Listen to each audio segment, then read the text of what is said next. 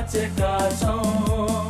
प्राणदाता तिमी किसान, हामी सन्तान हौँ।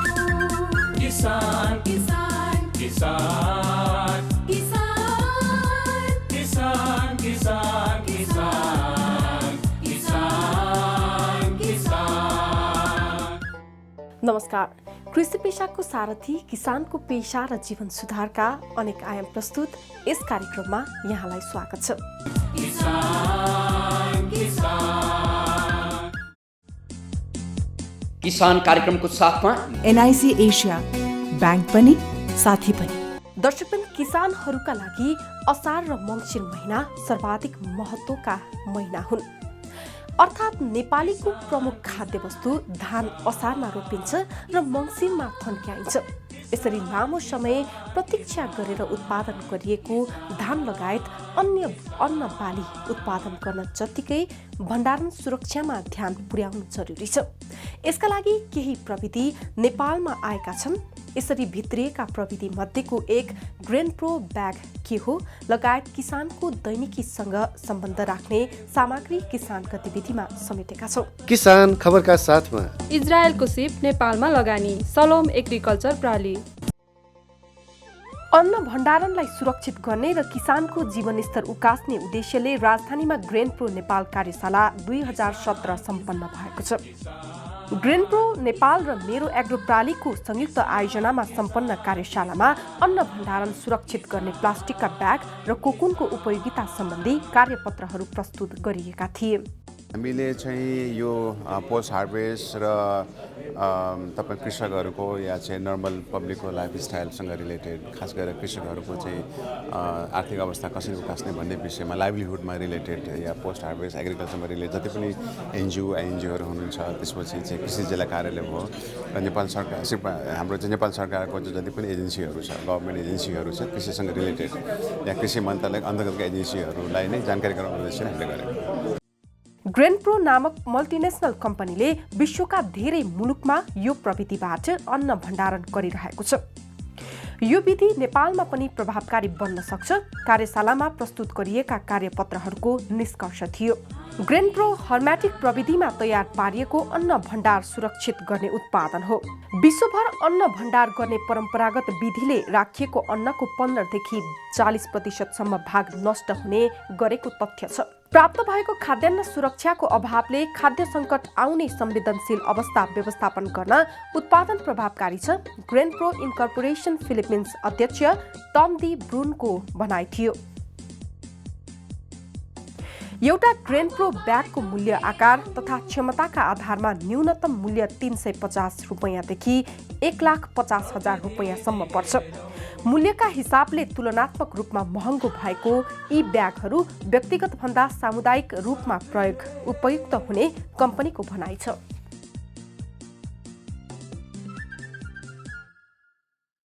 किसान खबरका साथमा इजरायलको सिप नेपालमा लगानी, सलोम एग्रिकल्चर प्राली। दर्शकबिन, तरकारी तथा फलफुलमा लाग्ने किरा नष्ट गर्ने प्रयोजनले प्रयोग गरिने विषादीले मानव स्वास्थ्य र वातावरणमा कस्तो असर पुर्याउँछ? उपभोक्ता अधिकारका कोडबाट सर्वाधिक चर्चा गर्नुपर्ने विषय हो। यही विषयका अन्तर्सम्बन्धमा तयार पारिएको प्रस्तुति अबको खण्डमा समेटेका छौँ। यस किसान विशेष रिपोर्टका साथमा नेपाल चाइना एग्रिकल्चर सेन्टर।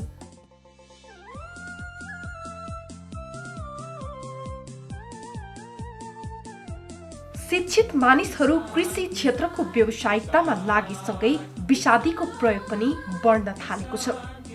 पढे लेखेका मानिस उत्पादनमूलक क्षेत्रमा प्रवेश गर्नु सकारात्मक कुरा भयो। यससँगै व्यावसायिकताका नाममा दैनिक उपभोग्य वस्तुहरू, तरकारी तथा फलफुलमा कीटनाशक तथा ढुसीनाशक विषादीको प्रयोग बढ्नु जनस्वास्थ्य र वातावरणका कोडबाट दुःखद कुरा हो।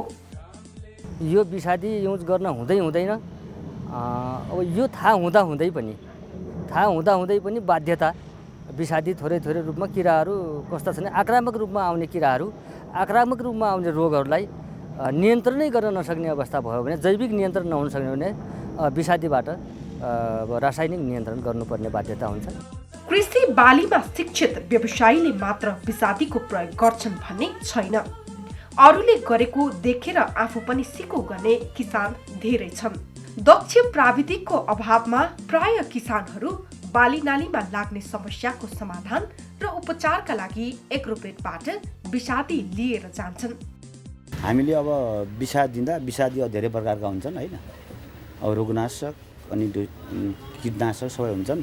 हामीले अब विषादीहरू दिँदाखेरि महिलाहरूलाई सकभर नछर्नु भन्छौँ हामी है।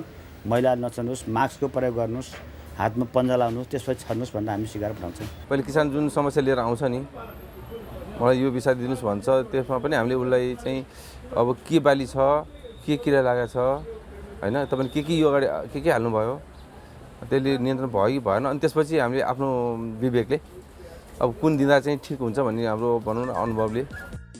बढ्दो विषादीको प्रयोगलाई न्यूनीकरण गर्ने उद्देश्यले सरकारको बाली संरक्षण निर्देशनालयले काठमाडौँको कालीमाटी तरकारी तथा फलफुल बजारमा विषादी परीक्षण मेसिन राखेको छ।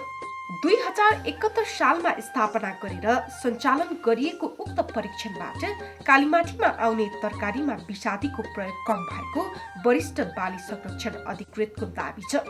अब यो चाहिँ 2071 असारबाट यहाँ सुरु भएको कालीमाटीमा यो विषादी परीक्षण र त्यो 71 असारको पहिलो महिनामा यहाँ जम्मी 155 वटा नमुनाहरूको परीक्षण हुँदा 26 वटा नमुनामा खान अयोग्य विषादीको अत्यधिक मात्रा पाइएको थियो। रातो लेभलको सुरुको अवस्था त्यस्तो थियो। त्यसपछि श्रावणदेखि 71कै श्रावणदेखिको पुरा त्यो आर्थिक वर्षको 12 महिनामा 1551 वटा नमुनाहरू सङ्कलन गर्दा त्यो घटेर चाहिँ जम्मा 4 वटा नमुनामा मात्रै खान अयोग्य भेटिएको थियो 1500मा। जबकि सुरुको 1 महिनामा 155 वटा नमुनामा 26 वटा देखिएकोमा दोस्रो सिङ्गो वर्षमा 1551 वटा नमुना परीक्षण गर्दाखेरि मात्र 4 वटामा विषादी भेटिएको थियो। र यो म्यासेज चाहिँ किसानहरूकोमा पनि पुग्यो र यस्तो विषादी छर्दा बित्तिकै चाहिँ प्रयोग गर्न नहुँदो रहेछ, पठाउन नहुँदो रहेछ मार्केटमा भन्ने सायद चेतना किसानहरूमा पनि केही न केही बढेकै कारणले होला क्रमशः त्यो ट्रेन्ड चाहिँ घटेको देखिन्छ। यता व्यवसायीहरू भने सरकारले गरिरहेको विषादी परीक्षणको कामबाट सन्तुष्ट छैनन्। यहाँ चाहिँ तपाईँको उपभोक्ताको माझ आइसकेपछि विषादी परीक्षण गर्न सम्भव छैन। किनभने कि तपाईँको राज्यले जहाँ सङ्कलन केन्द्र छ त्यहीँ तपाईँको विषादी परीक्षण गर्नु पर्यो होइन। इनकेस भन्दाखेरि तपाईँको कालीमाटी बजारमा त तपाईँको बिहान 3 बजीदेखि बजार खुल्छ, विषादी परीक्षण गर्न आउँछ 7 बजे पछाडि होइन। लगभग 75% त सेल्स भइसक्यो हुन्छ। अब 25% सिज गरेर के हुन्छ भन्नुहोस् त। 75% त तपाईँको भान्सामा त पुगिसक्यो त, ती खाइसक्यो हुन्छन् ती त भनेपछि त्यही हो क्या। तपाईँको राज्यको तपाईँको नियमन निकायले तपाईँको सम्बन्धित पक्षसँग तपाईँको डिल नगरिकन यो चाहिँ सम्भव छैन। हेर्नुहोस् कालीमाटी बजारमा आएर विषादी परीक्षण गर्न चाहिँ असम्भव। तपाईँको अझ इन्डियन गोड मिलहरूमा विषादी प्रचुर मात्रामा छ क्या टमाटरहरूमा। अब तिनमा तपाईँका अब नियमन निकायले तपाईँको बोर्डरमा गएर चेक गर्नुपर्छ क्या। कालीमाटीमा आएर चेक गर्दा भनेको अप्ठ्यारो स्थिति हुन्छ। अब किसानले उहाँबाट बेचेर पठाउँछ, व्यापारी तपाईँको पैसकै हुन्छ, व्यापारीले खरिदमा लिएर हुन्छ। अब यहाँ चाहिँ के छ भने व्यापारी मास्ने काम मात्र भइरहेको छ क्या। सङ्कलन केन्द्रमा एउटा किसानको मात्रै सामान हुँदैन। जस्तो एउटा डोको भर्नको लागि त्यहाँ 5 वटा किसानको सामान आउँछ। जस्तो के हुन्छ भने 4 वटा किसानको सामान चाहिँ तल डोकोमा विषादी रहित भयो, एउटा किसानको चाहिँ माथि के हुन्छ भने विषादी हालेको चाहिँ तरकारी पर्यो भने अनि कलेक्सन गर्ने मान्छेले के गर्छ भन्दाखेरि माथिको निकाल्छ, या बोरामा होस् या डोकामा होस्। अनि चेक के गर्छ भन्दाखेरि माथिको गर्छ, माथिको गर्दा विषादी देखिन्छ।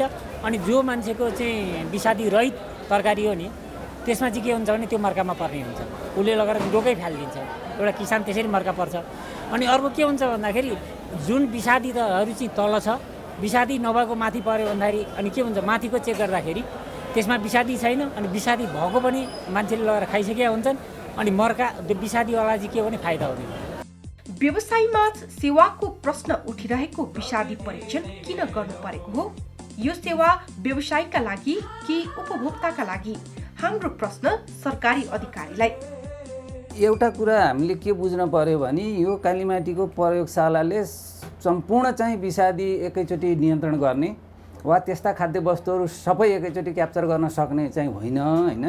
यसको मुख्य उद्देश्य भनेको के हो भने ऱ्यान्डम स्याम्पलिङ गरेर यदि भेटियो भने त्यो त्यहाँ रहेको स्टक जाने त गइसक्यो।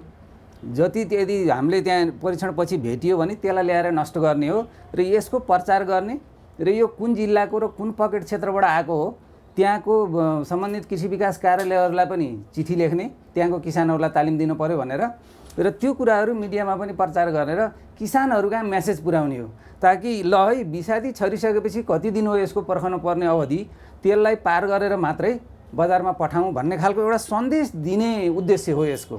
काम राम्रै हो, तर यो विषय कसले थाहा पाउनुपर्ने हो, कसले थाहा पाए लाभ विश्लेषण गर्नुपर्ने कि नपर्ने व्यवसायीको प्रश्न छ। हामीले भेटेका केही किसानहरू भने विषादीको प्रयोग गर्दा सावधानी अपनाउने गरेको बताउँछन्। अब प्रयोग गर्दाखेरि अब आफ्नो चाहिँ अब सुरक्षाको प्रबन्ध राम्रो गर्नु पर्यो। त्यो चाहिँ के अरे मास्क सास्क लाउनु पर्ने, अब सबै जिउ छोपेर लुगा लाउनु पर्ने इत्यादि कुराहरू त गरिन्छ नै। अनि त्यसपछि गएर त्यो अब भाँडा पखाल्नेहरू कुराहरू पनि अब यताउता चाहिँ अरूतिर चाहिँ पानीमा गरेर सफा गर्ने काम गरिँदैन, बाहिर बसेर गरिन्छ। अनि त्यसपछि त्यो डिस्पोज गर्दाखेरि त्यो बाँकी रहेका बोतलहरू पनि अब कहाँसम्म सुरक्षित हुनसक्छ त्यो प्रकारको सुरक्षित गरेर त्यसलाई चाहिँ अप्नाइन्छ। विषादी प्रयोग गर्दा अब मास्क, चस्मा, त्यसपछि गएर जुत्ता, ट्राउजर, टोपी लगाएर नै हामी प्रयोग गर्छौँ। व्यवसायी र किसानको कुरा छोडेर हामीले विषादी बिक्री गर्ने विक्रेतालाई सावधानीका विषयमा जिज्ञासा राख्यौँ। मौका आएको केसहरूमा किसानहरू आउनुहुन्छ नि, उहाँले चाहिँ विषादी दिँदाखेरि यो यति तपाईँले हालिसकेपछि यति दिन तपाईँले चाहिँ यो वेटिङ पिरियड मेन्टेन गर्नुपर्छ, अथवा तपाईँले त्यो तरकारी बाली टिप्नु हुँदैन।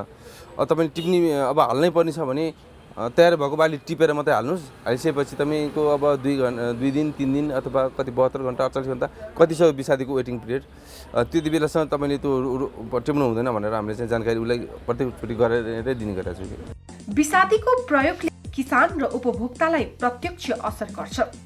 अझ उपभोक्ता त तरकारीमा विषादी छ छैन भन्ने विषयमा अनभिज्ञ छन्। केही उपभोक्ताहरू भने तरकारी उपभोग गर्ने समयमा सरसफाइमा ध्यान दिने गरेको बताउँछन्। विषादी छ भन्छ, अब हामीले त अब सरसफाइमा ध्यान दिने कुरा मात्रै हो। अब भित्र विषादी भएको त कसरी हामीले फिल्टर गर्न सकिन्छ र होइन। हामीले प्रायः त बोइल गर्छौँ होइन, नुन र तातो पानीमा बोइल गर्छौँ र कति काँचो पदार्थलाई युज गर्ने चाहिँ सफाइ मात्रै गर्छौँ हामीले नुन पानीमा।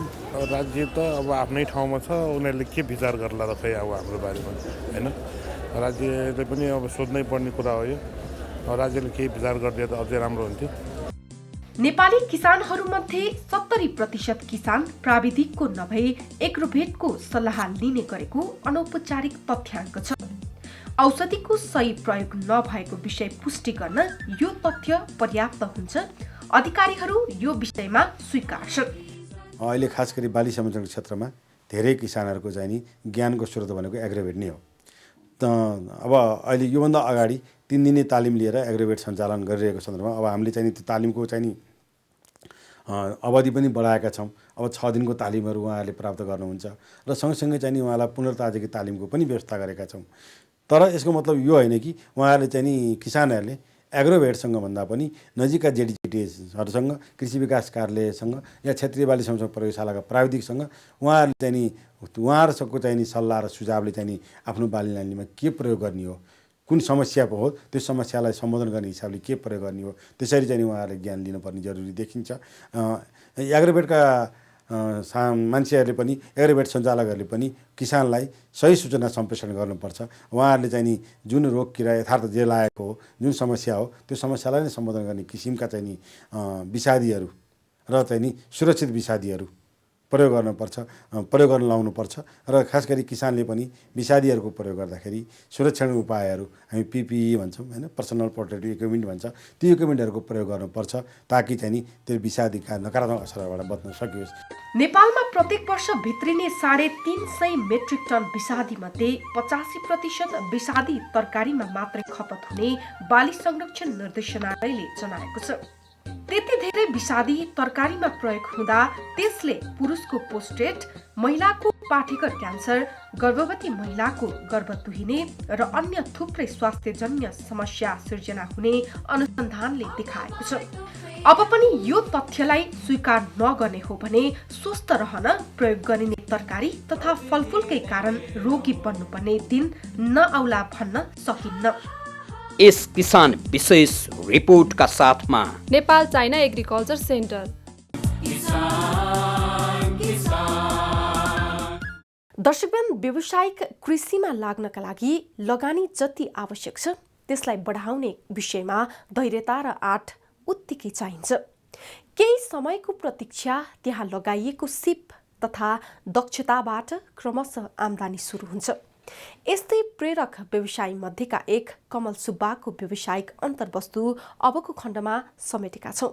किसान सफलताका कथाका साथमा हामी सबैको सरोकार कृषक राष्ट्रिय माझी।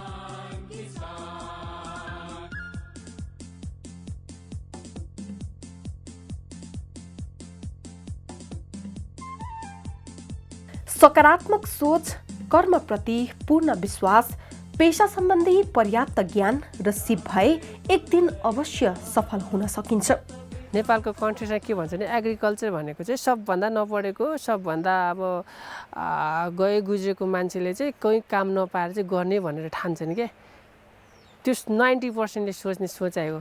त्यसमा चाहिँ मैले के सोचेको छु भने मैले चाहिँ होइन यो रङ हो भनेर चाहिँ मैले जुन कामको स्टार्ट गरिरहेको छु, यो होइन, यो एकदम एग्रिकल्चर भनेको चाहिँ पढ्ने मान्छेले गर्ने हो, स्टडी गरिराख्ने मान्छेले गर्ने, जान्ने बुझ्ने मान्छेले गर्ने हो भनेर चाहिँ त्यो कुरालाई चाहिँ प्रमाणित गर्नको लागि चाहिँ यो काममा लागिरहेको छु। त्यही भएर नि अरू 90%ले त्यो सोच्छ र त्यो सोचाइबाट अलग भएर काम गरिरहेको छु। कमल सुब्बा यो तथ्य पुष्टि गर्ने व्यवसायी हुन्। ललितपुर गोदावरीको टाउखेलमा विगत 10 वर्षदेखि व्यावसायिक रूपमा पुष्प खेती गर्दै आएका कमल सानैदेखि बिरुवा प्रेमी थिए। फुल मनपर्ने भएको कारणले गर्दाखेरि अनि फ्युचरमा चाहिँ नेपालमा यसको मार्केट अब बढ्दैछ, यो कसैले गरेको छैन। अब यसमा गयो भने चाहिँ हामी निकै अगाडिसम्म पुग्न सकिन्छ। लेस कम्पिटिसनमा बिजनेस गऱ्यो भने हाई प्रफिट हुन्छ भन्ने हिसाबले चाहिँ त्यो देखेर चाहिँ त्यो भिजन बनाएर चाहिँ हामी अगाडि बढेको र मलाई इन्ट्रेस्ट भएको हो। बिरुवालाई प्रेम गर्ने भएकाले उनले बिरुवा सम्बन्धी पेशालाई नै अघि बढाए। साधारण परिवारमा जन्मिएका सुब्बाले 2 रोपनी क्षेत्रफलमा 3000 रुपैयाँ लगानीबाट व्यवसाय सुरु गरेका हुन्। अहिले बढाएर 25 रोपनी क्षेत्रफलमा विस्तार गरेका छन्। एग्रिकल्चर सेक्टर भनेको चाहिँ एकदम अपर्च्युनिटी भएको सेक्टर हो। नेपालमा पपुलेसनहरू बढिराखेको छ, अनि काम नगर्ने जमातहरू बढेको छ, विदेश जाने जमातहरू बढेको छ र उनीहरूको फ्यामिलीहरूलाई फिडिङ गर्नुपर्ने हुन्छ, उनीहरूको फ्यामिलीहरूको निड पुरा गर्नुपर्ने हुन्छ। त्यो हिसाबले गर्दा अब एग्रिकल्चर चाहिँ स्पेसल तरिकाले व्यावसायिक भएर एग्रिकल्चर गर्नुपर्ने बेला भएको छ।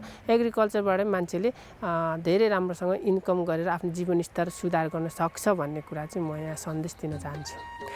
उनको फार्ममा अहिले बोडो जातको गुलाब, कलकत्ते जातको सयपत्री र पम्पम डेलिमिलर जातका गोदावरी फूलको व्यावसायिक खेती छ।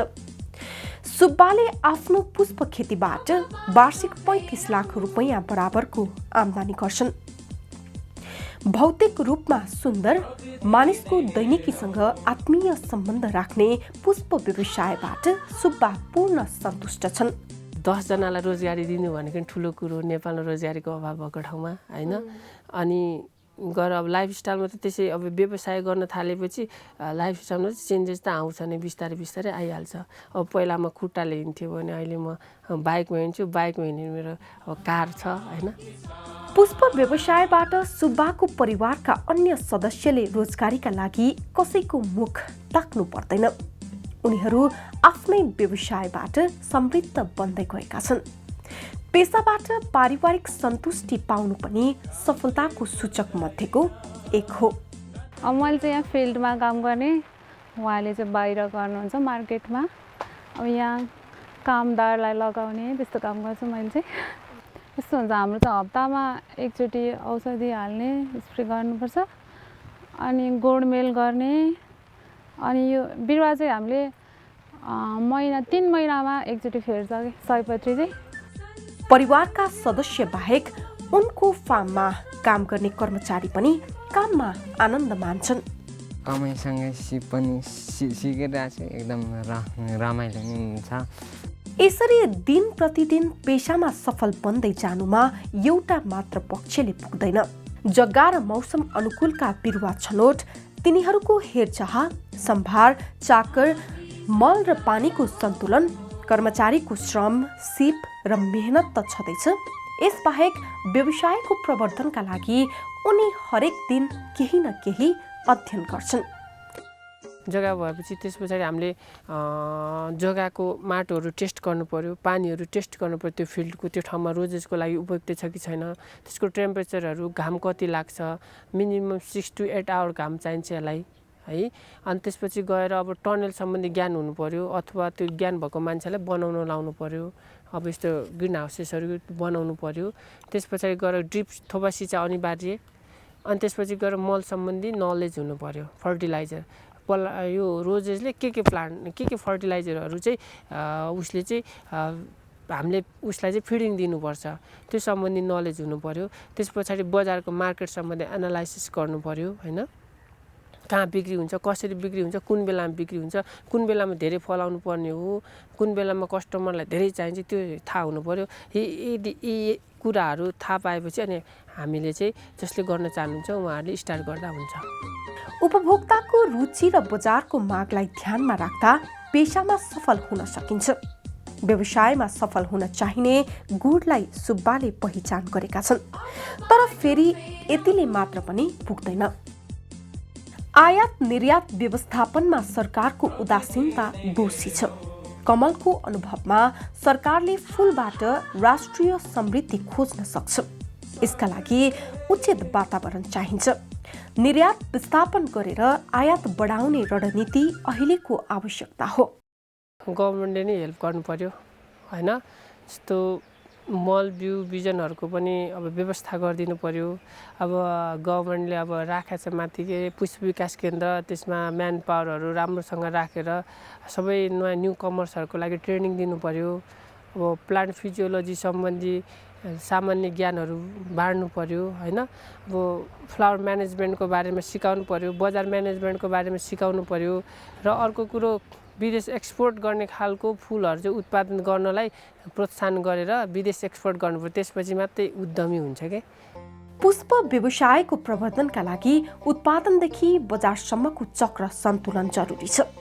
उत्पादित फुललाई सही मूल्यमा बजार व्यवस्थापन गर्न सक्नुपर्छ। उपभोक्ताको चाहना बमोजिमका सामान उत्पादन गर्न सक्नु नै व्यावसायिक सफलताको सूत्र हो। अहिलेको हिसाबमा चाहिँ फुलको क्वालिटी हेर्दाखेरि मार्केटमा चाहिँ अहिले सुब्बा सरको चाहिँ अरूको भन्दा अलिकति राम्रो क्वालिटी भएर चाहिँ उहाँको चाहिँ फुल अलिकति बढी जाने अति सबैले अनि बढिदिने कुरो चाहिँ भइरहेको छ अहिले। फुलको उत्पादनमा वृद्धि गर्नका लागि सरकारले प्रदान गर्नुपर्ने सहयोग दिन लोभ गर्नु हुँदैन। त्यस्तै जहाँ सरकार पुग्दा नागरिक खुसी हुन्छन्, सरकारका कार्यक्रम र सहयोग त्यही पुग्नुपर्छ। किसानलाई जब गभर्मेन्टले सपोर्ट गर्छ र किसानलाई ट्रेन गराउँछ, पहिला गभर्मेन्टले किसानलाई ट्रेन गराउनुपर्छ, त्यतिको अनुदान दिएर हुँदैन। कसरी गर्ने भन्ने पहिला सिकाउनुपर्छ। कसरी गर्ने भन्ने सिकाएर किसानलाई पर्फेक्ट बनाइसकेपछि अनि गभर्मेन्टले हेल्प गर्ने। हेल्प गरेर चाहिँ के सर्टेज छ त हाम्रो फुल नेपालमा, त्यो कुन समयमा सर्टेज हुन्छ, त्यो समयलाई टार्गेट गरेर चाहिँ सरकारको हेल्प र किसान आफैले पनि मेहनत गरेर उत्पादन फेरि क्वालिटी हुनुपर्छ, क्वान्टिटी हुनुपर्छ, कन्टिन्युटी हुनुपर्छ। यी 3 कुराहरू भइसके पछाडि र त्यो फुलहरू स्वत आफै बन्द हुन्छ। यसरी कमल सुब्बा र उनको व्यावसायिक खेतीलाई नमुना परियोजना बनाएर हेर्ने हो भने सफलताका लागि लगानीको जति अर्थ छ त्यत्तिकै बढी अर्थ आँट गर्न सक्नुमा पनि छ। कमलको यो कामबाट बेरोजगार युवाले केही सिक्ने कि? किसान सफलताका कथाका साथमा हामी सबैको सरोकार कृषक राष्ट्रिय माझी। दर्शकगण, नेपालमा कृषि पेशाबाट देशको अर्थतन्त्रमा ठूलो योगदान पुग्न सक्छ। तर त्यसका लागि हरेक किसानले आफ्नो पेशामा सम्भावना देख्ने वातावरण तयार हुनुपर्छ। यो एकल प्रयासले मात्र सम्भव छैन। त्यसैले सबै मिलेर किसानलाई पेशा सञ्चालन गर्न प्रोत्साहन गर्ने काममा लाग्नु आवश्यक छ। हामी भने यस कार्यक्रमलाई सूचना केन्द्रका रूपमा विकास गर्न लागि परेका छौँ। तपाईँ पनि हामीसँग दुःख सुख आदान प्रदान गर्न चाहनुहुन्छ भने सम्पर्क गर्नुहोस्। हाम्रो ठेगाना कार्यक्रम किसान, काठमाडौँ मिडिया, अनामनगर, काठमाडौँ। तपाईँले हामीलाई स्क्रिनमा देखाइएका फोन नम्बर, फेसबुक र युट्युब च्यानलमा पनि भेट्न सक्नुहुनेछ। अर्को साता थप सामग्रीका साथ उपस्थित हुनेछौँ। त्यतिन्जेलसम्मका लागि कार्यक्रम युनिट सहित मलाई पनि बधा दिनुहोस्। नमस्कार।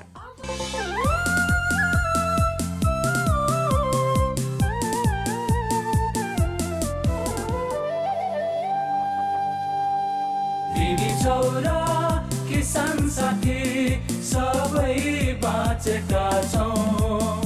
प्राणदाता तिमी किसान, हामी सन्तान हौँ। किसान किसान किसान कार्यक्रमको साथमा NIC एसिया, ब्याङ्क पनि साथी पनि।